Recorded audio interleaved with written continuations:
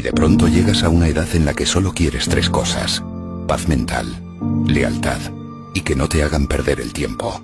Empiezas a valorar la tranquilidad más que la emoción pasajera, las conexiones reales más que la cantidad de personas a tu alrededor y el respeto más que las falsas promesas. Te das cuenta de que no se trata de tener a muchas personas cerca, sino a las correctas. Aprendes a soltar sin miedo, a dejar ir lo que pesa, a decir no, sin culpa. Porque la vida es demasiado corta para vivir rodeado de ruido, de gente que no suma, de situaciones que solo desgastan. Llega un punto en el que prefieres un círculo pequeño pero verdadero. Prefieres la paz antes que el drama, la lealtad antes que la compañía vacía, el silencio antes que las palabras sin valor. Y lo mejor de todo es que, cuando eliges rodearte solo de lo que realmente te aporta, empiezas a vivir de verdad.